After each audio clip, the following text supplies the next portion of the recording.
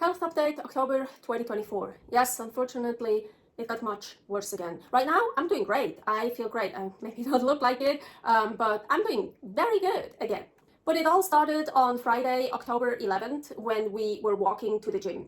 And suddenly, already during the walk, I felt weak again. My body started to feel so heavy again. I describe it, my legs are like cello and lead, like at the same time. So we got to the gym. I still tried to work out, but I was so weak. It really felt like the EBV was active again. So I'm pretty sure, we are pretty sure, I never really got over the EBV outbreak that started in Montenegro. Here is a video for that. So probably the EBV, Epstein-Barr virus, mononucleosis, it probably got not so strong anymore. It weakened, I don't know, but it was still active, just not so much. I didn't feel it active anymore. And then on that Friday when we walked to the gym, it really got really active again. I don't think it's a new EBV outbreak. You know, EBV, you have that for life in your body. Most people have it. They just don't know it because it never breaks out. Mine breaks out all the time if I'm not careful. And so yeah, you get a breakout, you get over it, and then it's basically asleep again. But I don't think this time I actually managed to get it to really fully asleep, and this is a new breakout. I think it's still the same. It's not, I probably don't feel it all the time that it's active, you know, it like goes down and maybe down here. I don't feel it. I would say, you know, if it's down here, it's asleep. It's like not active. But I think since it broke out in Montenegro, it's just like going up and down here. And here, I probably don't feel it that it's active, but it still is. So I don't think I was ever able to push it all the way to sleep again, what I really have to do. But so anyways, on Friday this started, I still tried to work out. It was really, really hard. So I took much less weight. I did less sets. I just kind of did something. So I would do something. Just take your time. Let me go to the bathroom.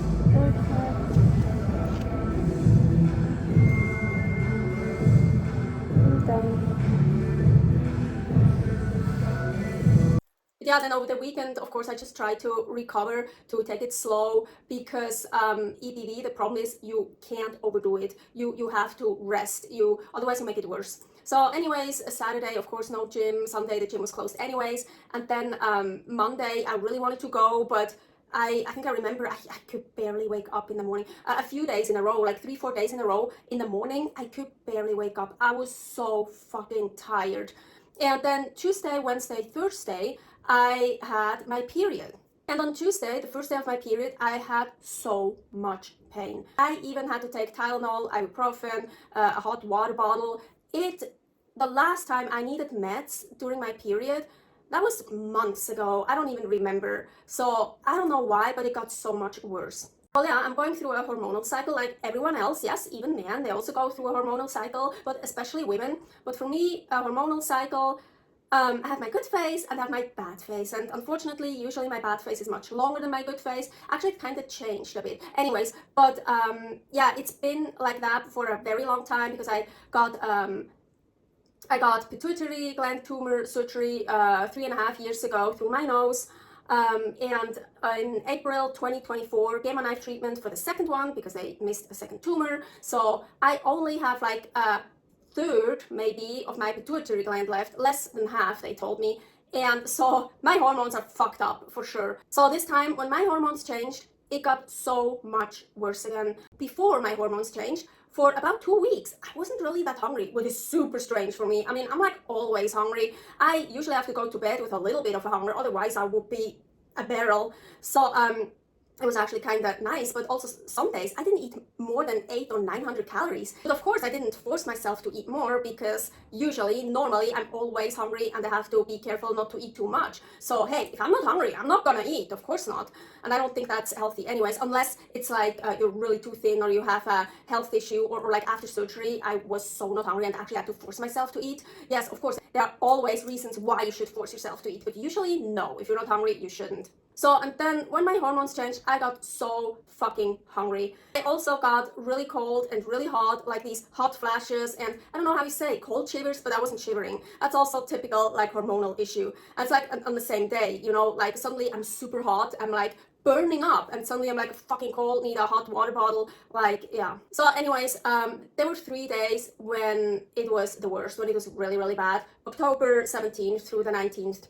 I got so depressed, I didn't want to live anymore. I didn't want to exist anymore. I used to get these depressions before I got my surgery, my first surgery, and also after. Basically before I started to take hormones. I'm taking hormones. I'm taking T3 thyroid. I'm taking desmopressin, and I'm taking DHEA to bring my testosterone, DHEA, I think also progesterone and estrogen, all those hormones up, because they go so much down otherwise. The desmopressin is just for my diabetes insipidus. I'm not going to go into details here about that. So, and it's not diabetes. It has nothing to do with sugar. It has to do that I drink excessively and pee excessively otherwise. Anyways, since I started taking the hormones, the DHEA and the T3, my depressions got much, much better. Like crazy better. I probably would say maybe at first I didn't even get into a depression anymore. Just I felt it, I'm in my bad phase, I'm not doing well. But I wasn't like depressed anymore. I was just down. That's a difference, you know? But then I got depressed again. I totally, yeah, it is depression, but never that I didn't want to live anymore or didn't want to exist anymore. And yeah, this time, so that time that just happened, yeah, it was really, really bad. Again, it was, as I said, I didn't want to live anymore. I didn't want to exist anymore. I was going crazy. I explained it to Paul, like, imagine you're wearing a sweater that's super itchy, like crazy itchy, and you just have to get out of it. You have to take it off. That's how I felt in my body, in my skin. I just want to rip open my skin and get out. I just can't anymore. Or I also said, I just don't want to feel anything anymore, because my problem is, yeah, I knew it will get better. Yes, of course, it will. I will get over it. It will get better again. I know, like always. But then it comes back again. The bad face will come back too, and I can't do that anymore. You get like you're happy, all that, and then you pull it down, and you're like down here. No, like down there. It's like normal in life that it goes like, you know, life goes up and down and up and down, and that's okay. Also, if you're on the ground sometimes, yeah, it sucks, but sometimes it happens. But I'm below the fucking ground. I was in hell. I was down there. You can't even see it on the screen. That's you can't live like that. Like this, life is like that. That's okay, but not like this. And yeah, anyways, so what I told Paul is like, I don't want to feel heights anymore. I don't want to feel happy anymore. I don't want to be happy anymore. And I don't want the bad stuff, not the good, not the bad, just like nothing. I just don't want to feel it. Like, yeah, basically I don't want to exist anymore. I don't want to live anymore. It was really bad, because yeah, it's just, yeah, I wanted to give up. I wanted to give up. I'm not someone that gives up easily, but I just couldn't anymore. I was like, as I just tried to explain to you, it's like, I knew it would be over again, it will get better again. It's like, yeah, of course, I know. But the bad phase will come back again, and I can't do that anymore. It's too exhausting for my body. It's too much. I can't do that anymore. I'm done. And of course, now I'm feeling good again. As I said, I feel really good, and of course, I want to fight. I'm not going to give up, of course not. But still, I know if nothing happens, the bad phase will come again. And last time, as I said, it was so bad. I didn't want to live anymore. That didn't happen anymore for a long time. And it's very scary. It's very scary. And yes, I have to admit, I also injure myself. It's not the first time. In those phases, meltdowns, I injure myself sometimes. I don't feel myself. It wasn't bad. I injured, it wasn't bad at all, not badly at all. Anyways, but it's scary that I'm even able to do that. But my explanation is this, and this is also how I can explain it to you, like how it feels. It's not me.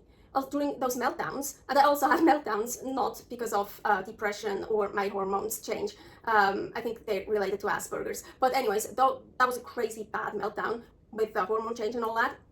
So during those meltdowns, I'm not myself. That's not me.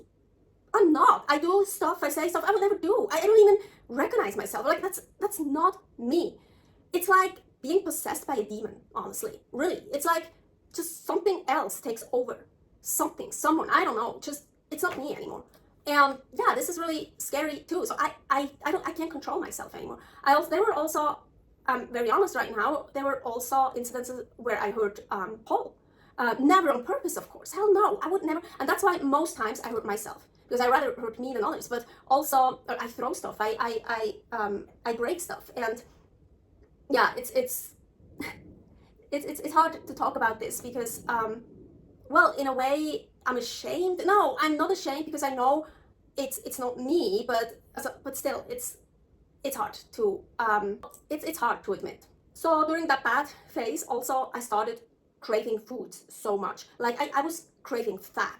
And we only had really lean stuff here. Like we had ribeyes, so lean. There was like no fat on it. The pork chops too, a little bit more fat, but they were all so dry. They got so dry. And the ground meat, the ground beef, the ground pork was so lean. I needed fat.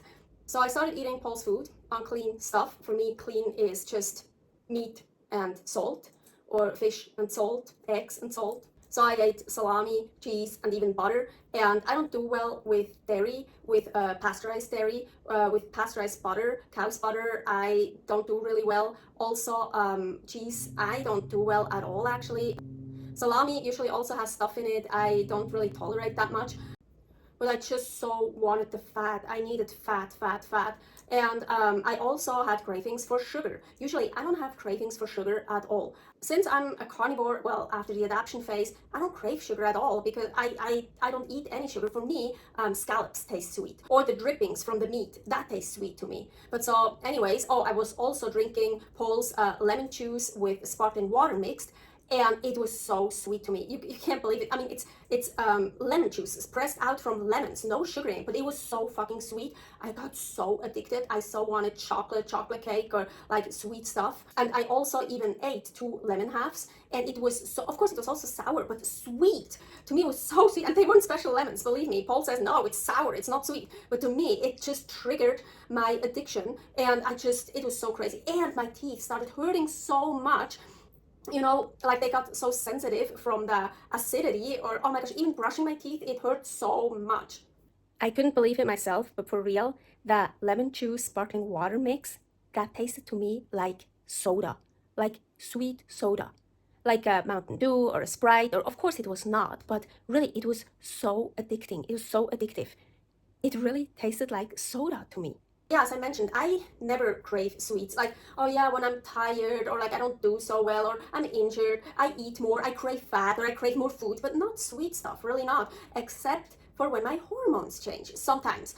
Because it didn't happen anymore for at least 7 months. I know I wasn't craving sweets for at least 7 months, if not longer, even in my bad phases. So this bad phase was really super bad, and that's also my problem when I eat stuff that, for example, the salami, the spices in there can trigger that I crave sweets. Yes, or as I just mentioned, the lemon juice, eating a lemon, lemon juice has a tiny bit of sugar, and to me it just tastes already so sweet, so I crave even more sweets.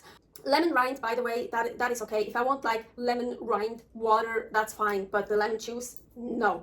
So yeah, it was a full-on meltdown. It was really bad. And then suddenly, basically, almost from one day to the other, I was good again. Like almost nothing happened.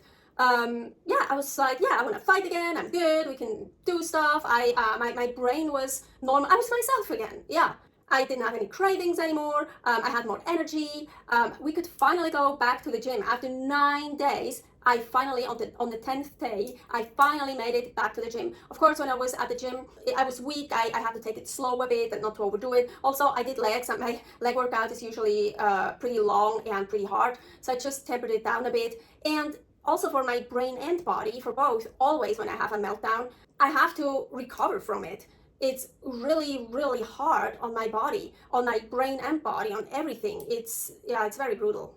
We actually already wanted to go to the gym earlier because my brain was okay again. I was like, yeah, I'm so motivated. Like at night, I was like, oh yeah, I'm good. Tomorrow we're gonna go to the gym. And then in the morning, I still had that I could barely wake up. It was so hard. And I also had pains. Yeah, I paid the price for eating stuff I shouldn't have. I also had pains, and just so fucking tired. But then I actually started to feel better towards like the evening, and at night I was good again. I was like also super motivated. Okay, Paul, tomorrow we're gonna go to the gym. Right away, I wake up, I take my supplements, and not stressing, but just, yeah, do our stuff and then we go. And then again, next day in the morning, I could barely wake up. I could barely walk. It was super strange, super weird. So it also sucks when the body and the brain are not on the same level. Like one is totally motivated and happy and good. That's usually how it is with EPD. Like my brain is like, oh yeah, I want to do this and that and motivated. But my body is like, no, I can't even walk. Well, once we made it outside to walk a little bit, but I didn't make it very far, so it really felt, yes, the EBV, CSF, chronic fatigue syndrome, CFS. The EBV, CF, and CFS, chronic fatigue syndrome, that always comes with EBV. Sometimes I have CFS without the EBV, but when the EBV is active, CFS is like a no-brainer. It's with it, chronic fatigue syndrome. I had a lot of outbreaks in my life. I had it twice chronic, so chronic EBV, chronic mono, that is when it takes longer than 6 months. And yeah, once I had it really badly. So anyways, I think I know how it feels. So when we were outside and tried to walk for a bit, and my body just couldn't, like my body was just like giving up. It really felt like, yeah, EBV. It has to be the EBV that's active. It was nice to be outside for a bit, but I didn't make it very far. Well, because of that incident, we changed our plans. At first, Paul wanted to change everything, like basically get me to the doctor as soon as possible in Istanbul, Turkey, where I got gamma knife treatment. Here, by the way, is the first video about my gamma knife treatment in Istanbul, Turkey. I made a 4-part series about that. So yeah, Paul wanted to take me back to Turkey like now this month in October or in November, just as soon as possible, and cancel all our upcoming plans. But yeah, now I'm good again. So we decided, no, we're just gonna keep doing our plans. And I have to go back to Istanbul, Turkey anyways in December for my checkup MRI. And so I'm gonna do that, a checkup MRI, and also hormones, get my hormones tested. Yeah, Paul and I, we both agree there's something really wrong with me. But honestly, I think the MRI that I will get in December, my checkup MRI, I'm pretty sure this will be all good. I don't think there is still some of the tumor left or a new tumor. I don't think so. I really don't think so. I mean, there's something really not good with me, but I think it's just the hormones. I really think it's just the fucked up hormones. But I don't know. We need to get a lot of stuff checked. So anyways, Turkey, Istanbul is just one step, just mainly for the checkup MRI, because I got treated there. We want to go back there for the checkup MRI and see, yeah, how it looks like, talk to the doctor, see how the hormones look like. But then our plan is to fly from Istanbul, Turkey to Thailand. But instead of continuing our nomad life, our plan now is, as I said, flying directly to Thailand, because there is a hospital that looks really good and I really think they can help me. And so I will get tested there, all my hormones and everything that needs to be tested. Also, I really want them to test my hormones during my bad phase, when I'm not good, because I need to know where are my hormones then, and not when I feel great and good and all that. Maybe they will test it multiple times in my cycle anyways. I don't know, but it sounds really good, that place. So we probably will get just an Airbnb for a month in Bangkok, so I can go to that hospital, and then of course we have to figure out what the fuck is actually wrong with me. But so we think then probably we would just stay a year in Thailand, so we wouldn't be nomads anymore. Probably we will go a little bit more south from Bangkok. I don't really want to stay in Bangkok, but of course the hospital is there. But if I don't think I would have to go back to the hospital like every week or even every month. Maybe it's just like checkups and stuff, so that's good enough if you're like 3 hours away, or I don't know. So we probably would try to find a place there to stay for at least a year, and then would just take trips to Vietnam, to Cambodia, to Indonesia, to the other countries. So we would still get to see the other countries, but yeah, as mentioned, we wouldn't be nomads anymore. We would have our home base. So yeah, I think that would be better for me, because so we would have a home again, and with all our luggage and everything. So when we travel, when my health allows it, we don't have to take everything with us. It's also less stressful. We always know, oh, we have our home in Thailand. So yeah, I think that is actually a better idea now if we change the plans to that. So I'm really convinced in Thailand they can help me. If not already in Istanbul, in Turkey, maybe they already find something there. As mentioned, I really don't think they will find something in the MRI, but maybe with the hormones, or I don't know. But so it's good. Now I know we have a plan. Help is on the way. It's October, so I will have at least at least two more bad phases before we're in Thailand, Bangkok. Well, I really hope those bad phases won't be that bad anymore, because this was a really bad one. It wasn't that bad since a long time. Well, since we're living this nomad life since March 30th, 2024, I never had such a bad meltdown from my hormones dropping and such bad depression anymore. So this was a really bad one. That was really scary. I'm convinced the next ones won't be that bad, and I know help is on the way. Well, we're basically on the way to get help. So yeah, of course, I don't want to give up. I'm motivated. I don't want to give up ever. I never want to give up ever. That's not me when I'm in that phase and I want to give up. That's not me. Well, this was my health update. I hope the next one will be much better. I hope I can show you my MRI, my checkup MRI that says everything is clear. I barely have a pituitary gland left, but it's clean, no tumors. So yeah, we'll see. Don't forget to subscribe here if you want to see and know more about my nomad life. Maybe in the future, not nomad life anymore, but still very interesting life. Stay happy, stay healthy. If you're not happy, not healthy, make sure somehow, however you can, that you get happy and get healthy. Servus, bye.